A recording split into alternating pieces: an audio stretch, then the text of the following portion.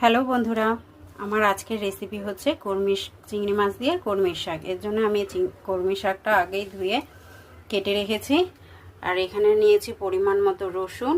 আর আমি এখানে চিংড়ি মাছটা ধুয়ে কেটে বেছে নিয়েছি। আর চিংড়ি মাছের যে মাথাটা হয় ওটা আমি ফেলিনি, ওটা পেস্ট করে একবারে নিয়ে নিয়েছি।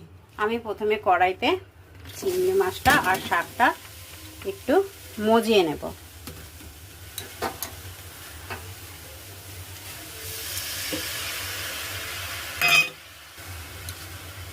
এখানে অল্প একটু জল দেব, পরিমাণ মতো নুন। এখানে আমার শাকটা মজানো হয়ে গেছে। আর এখানে আমি রসুনটা একটু থেতো করে রেখেছি। এবার আমি কড়াইতে তেল দিয়ে দেব, একদম অল্প একটু তেল দিয়ে দেব। তেল দিয়ে এর মধ্যে আমি একটা শুকনো লঙ্কা ফোড়নে দিয়ে দেব। শুকনো লঙ্কাটাকে একটু ভেজে নেব। শুকনো লঙ্কার ভাজার গন্ধ বেরিয়ে এসছে। এবার আমি এর মধ্যে যে রসুনটা থেতো করে রেখেছি সেই রসুনটা এর মধ্যে দিয়ে দেব। দিয়ে ভালো মতো রসুনটাকে একটু ভাজা হয়ে গেছে।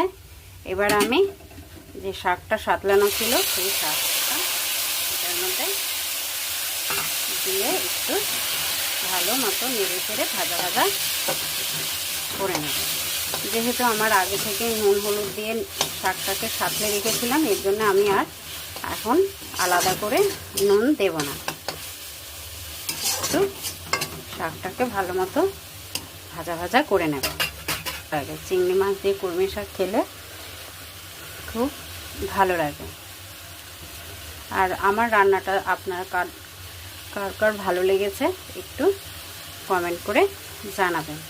আর আমার ভিডিওটা যদি ভালো লেগে থাকে তাহলে অবশ্যই লাইক, কমেন্ট আর চ্যানেলটাকে সাবস্ক্রাইব করে আমার পাশে থাকবেন।